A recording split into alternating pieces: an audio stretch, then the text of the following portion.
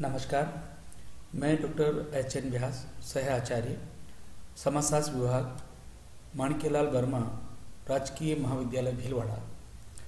आज अपन MA final के 7वें प्रश्न पत्र के अंतर्गत भारत में समाजशास्त्र, सोशोलॉजी इन इंडिया का अध्ययन करेंगे। इससे पहले अपन ने भारतीय समाज के विश्लेषण में देसी श्रेणियों का प्रयोग के बारे में मैंने अपन ने बातचीत करी थी, और मैं सोचता हूँ शायद ये चीज़ आपके समझ में आ गई होगी कि भारतीय समाज के विश्लेषण में अपन स्थानीय स्तर पर किस प्रकार की बातचीत करते हैं सोशोलॉजी को समझने के लिए। और आज अपन बात करते हैं कि भारत में समाजशास्त्र, जैसा कि पूर्व में भी अपन ने पढ़ा था कि भारत में समाजशास्त्र का विकास की जब अपन बातचीत करते हैं तो सबसे पहले हम लोग 1913 से बाद का विषय बातचीत के बारे में बातचीत करते हैं, क्योंकि ये उसके बाद भी ही इसका अध्यापन होने लगा। तो अब जो नेक्स्ट आता है भारतीय समाजशास्त्र के लिए एक मुद्दा जो कि 1950 में प्रारंभ हुआ है। तो भारत में समाजशास्त्र, भारत का समाजशास्त्र और भारत के लिए समाजशास्त्र का अध्ययन की बात हम लोग कर रहे हैं। तो भारत के इस समाजशास्त्रीय परिप्रेक्ष्य के मुद्दों को हम लोग 3 भागों में बांट कर अध्ययन कर सकते हैं। तो जैसा कि मैंने आपको बताया कि पहला भारत में समाजशास्त्र, भारत का समाजशास्त्र और भारत के लिए समाजशास्त्र, 3 विषय हमारे सामने आते हैं। तो पहली बात जब हम बात करते हैं कि भारत में समाजशास्त्र समाजशास्त्रियों की उन गतिविधियों से संबंधित हैं जो उनके शिक्षण कार्य से जुड़ा हुआ है। उसका संबंध उन शोध कार्यों के साथ भी जुड़ा हुआ है जो भारतीय समाज के लिए किए गए हैं। जाति, जैसे जाति, नातेदारी और ग्रामों के अध्ययन इन शोध श्रृंखलाओं के हिस्से हैं। भारत में इन शोध कार्यों पर पाश्चात्य सिद्धांतों की कसौटी मौजूद रही है, उसको स्वीकार नहीं किया जा सकता, अर्थात उसका प्रभाव हमें उससे बहुत अच्छे से देखने को मिलता है। उदाहरण के लिए श्रीनिवास और एस.सी. दुबे ने अपने अध्ययनों को संरचनात्मक और प्रक्रियात्मक उपागम के आधार पर नियोजित किया था। भारत के समाजशास्त्र में भारतीय समाज की यथास्थिति को स्पष्ट करने के लिए कुछ अवधारणाओं का सृजन भी किया है, जिसमें वुमेन 1986 टिके विमेन का ये प्रश्न व्यापक है कि भारत का समाजशास्त्र कैसा होना चाहिए। बड़ा एक मुद्दा हमारे सामने आता है कि समाजशास्त्र, भारत का जो समाजशास्त्र वो कैसा होना चाहिए। समाजशास्त्री ड्यूमो भी जाति की असमानता के विरुद्ध थे। वे भारतीय समाज में असमानता को संरचना में कसा हुआ मानते थे। और उसके बाद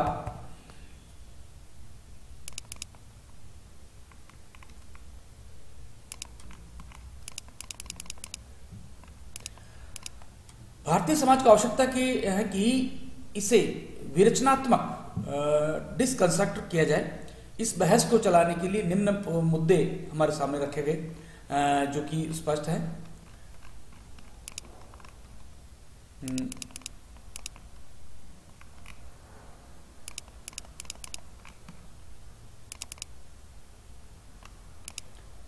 पहला, भारतीय सामाजिक मुक्ति और भारत शास्त्रीय समाजशास्त्र की पृष्ठभूमि। भारत समाजशास्त्र की पृष्ठभूमि और संदर्भों की व्याख्या तथा समाजशास्त्र के देशीकरण या भारतीयकरण पर विचार। इनमें से कुछ मुद्दों की चर्चा की जा चुकी है। अब भारत के लिए समाजशास्त्र पर बहस पर अपने को केंद्रित किया जाने की आवश्यकता है। तो सबसे पहले भारतीय समाजशास्त्र में विचारधारा, सिद्धांत और पद्धति कैसी होनी चाहिए या कैसे रही है, इसके बारे में अपन बातचीत करेंगे।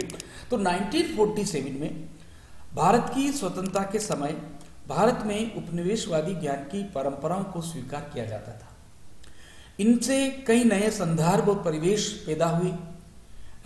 ज्ञान के समाजशास्त्र की ये आवश्यकता है कि इन परंपराओं के बारे में विचार किया जाए कि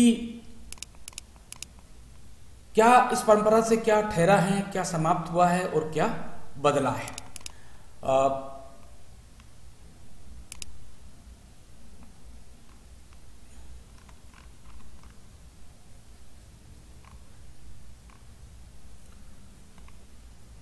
योगेंद्र सिंह 1906 में उनका मत था कि इस बहस में यह सोच है कि समाजशास्त्र में सार्वभौमिक सिद्धांत और तकनीकी संस्कृति का ज्ञान और संरचना शैली भारतीय समाजशास्त्र में मौजूद है।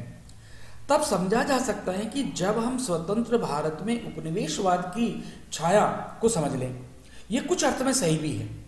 आज भी भारतीय समाजशास्त्र में तनाव निम्नलिखित के बीच में है: निर्धारक सिद्धांत या सामान्य सिद्धांत तथा अवधारणात्मक योजनाओं के बीच।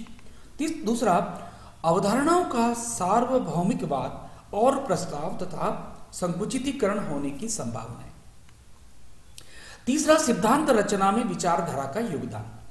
सिंह ने भारत के लिए समाजशास्त्र का विश्लेषण किया। उनके विश्लेषण के कुछ अंश यहां प्रस्तुत है। इन संदर्भों के विस्तृत रूप में योगेंद्र सिंह ने 1986 की कृतियों में देखा जा सकता है, जैसे 1950, 1970 और 1980 में इन मुद्दों को भारतीय समाजशास्त्र में उठाया गया। इसका तात्पर्य यही है कि भारत में समाजशास्त्र क्या जीतना चाहता है, इस प्रश्न को विवेचित किया गया। 1950 और 1960 के दशक में इस विषय पर बहस प्रारंभ हुई, लेकिन यह बहस दो दिशा में बट गई। पहली दिशा ड्यूमो और पोकाक ने प्रारंभ की थी। इसकी पृष्ठभूमि संरचनात्मक पद्धति की थी। सामान्यतः उन कदमों में समाजशास्त्रीय सामाजिक यथार्थता तथा विशेष रूप से भारतीय सामाजिक यथार्थता को वैचारिकी आधार पर जानने का प्रयास था। ड्यूमो के अनुसार विचारधारा का अर्थ विचारों और मूल्यों के एक जोड़े से है। सामाजिक तथ्यों के लिए इस बात की सावधानी रखनी चाहिए कि प्रतिनिधि तथ्यों को व्यवहार के तथ्यों के साथ मिलाकर नहीं, अपितु अलग से देखा जाए। ड्यूमो और पोकाक 1951 यह सब संस्करण में निहित है। ड्यूमो और पोकाक के अनुसार भारत में समाजशास्त्र के माध्यम से समाज की यथास्थिति का अध्ययन एक विचारधारा है।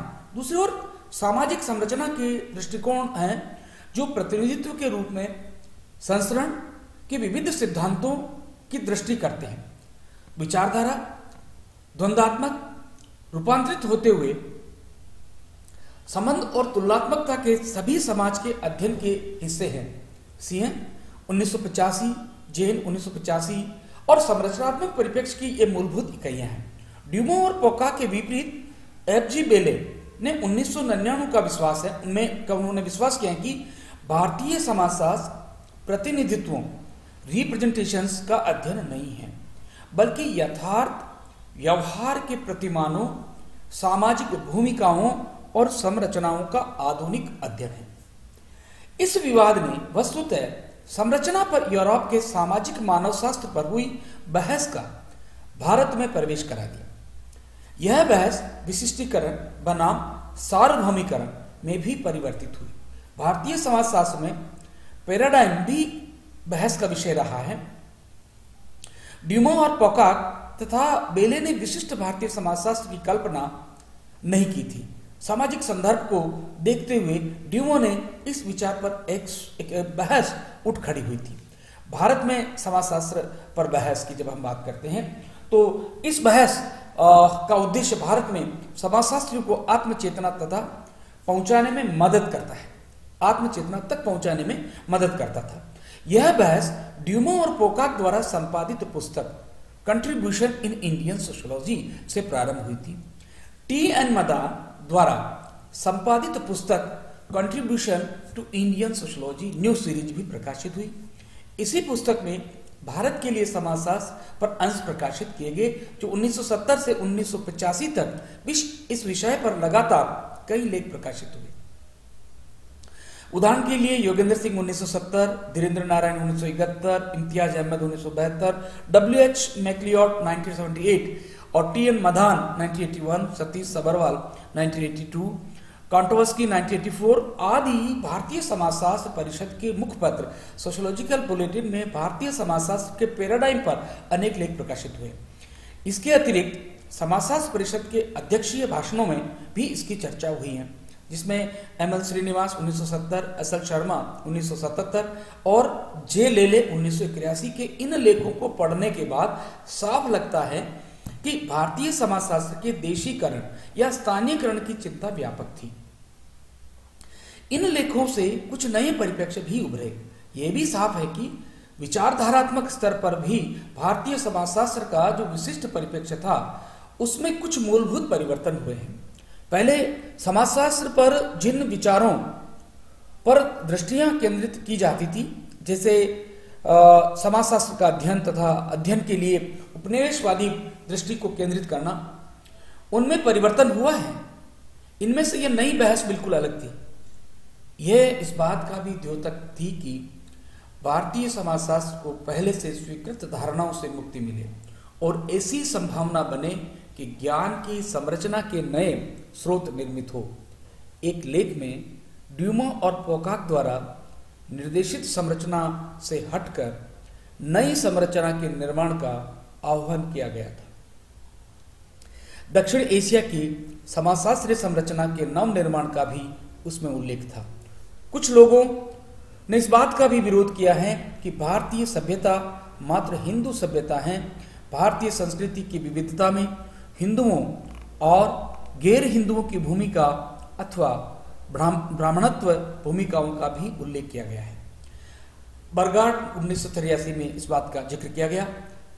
कई लोगों द्वारा भारतीय परंपराओं और संरचना के तत्वों का गहन अध्ययन किया गया ताकि उनके प्रतीकात्मक तत्वों अंतर सांस्कृतिक तथा संस्कृति के संदर्भ में जाना जा सके।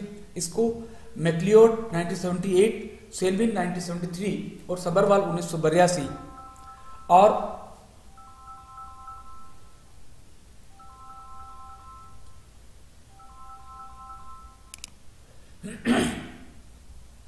तो 1970 और 1980 में जो बहस चल रही थी, यह बहस पहले से हटकर थी। अधिकांश मामलों में भारतीय समाज के देशीकरण पर बहस उसके ऐतिहासिक आधार, अवधारणात्मक संदर्भ तथा स्तरीय, क्षेत्रीय, राष्ट्रीय तथा राष्ट्र के आंतरिक जुड़ाव के प्रति संवेदनात्मक आधार के साथ जुड़ी हुई थी। भारतीय समाज पर सामंजस्यीकरण और सैद्धांतिक परीक्षण इन उद्देश्यों के अंग भी थे। ये सिंह और नारायण ने 1970 और 1971 में स्पष्ट करने का प्रयास किया। भारत में समाजशास्त्र पर 1980 में प्रारंभ हुई बहस से हम एक विशिष्ट बदलाव पाते हैं। इस बहस में भारतीय सामाजिक यथार्थता पर अधिक जोर है। आंतरिक तथा तुलनात्मक आधार दोनों पर ही ये जोर देखा जा सकता है। बरगाट ने नेपाल की सामाजिक संस्थाओं के अध्ययन में अपने द्वारा प्राप्त परिणामों के आधार पर कहा है कि ड्यूमो का एकल व्यवस्था हिंदू का विवेचन भारतीय समाज को समझने के लिए पर्याप्त है। हिंदू समाज का एक व्यवस्था के रूप में और उसके परिणाम स्वरूप इस व्यवस्था को सामाजिक संबंधों की एक योजना के रूप में देखना वस्तुतः सामाजिक संबंधों की अन्य योजनाओं को रोकना है। दक्षिणी एशिया के देशों में संबंधों के स्वरूपों को किन्हीं अन्य संदर्भ में भी देखा जा सकता है। उपयुक्त 282 बरघाट के नेपाल के राजा में एक और संबंधों की योजना को पहचाना है। राजा अपने पराधीन मुल्क जो संविधात्मक संबंधों पर आधारित हैं और जो एक अवधि के अंतर्गत संबंधों से जुड़े हुए हैं। संस्करण पर उसका अधिकार, उत्तरदायित्व तथा संबंधों का एक आधार मौजूद है। इसी प्रकार से हिंदू धर्म के विभिन्न मतों और विश्वास व्यवस्थाओं के अध्ययन ये बताते हैं कि जो व्यवस्था हमें दिखाई देती है परिस्थितियां उससे भिन्न हैं। वस्तुतः यह सोची गई व्यवस्था थोड़ा विचलन है। भारत के लिए समाजशास्त्र की अभी हाल की बहसों में आनुभविक अवलोकन तथा सामाजिक यथार्थताओं के विश्लेषण और सामाजिक संरचना के सिद्धांतों की खोज सम्मिलित है। सामाजिक विश्लेषण के बहुत से अंश ड्यूमो व पोकाक के विश्वास के साथ तथा उससे बुरी तरह प्रभावित है। संभवतः इन मूल्यों और विश्वासों के प्रभाव से ऐसे अध्ययन प्रतीकात्मक रूप में संरचना के अध्ययनों के लिए कुछ लाभप्रद सिद्ध हो सके। इसलिए भारत के लिए समाजशास्त्र पर नई बहस प्रतीकात्मक आत्म सोच तथा संस्कृति मूलक पर अधिक केंद्रित हो गई है।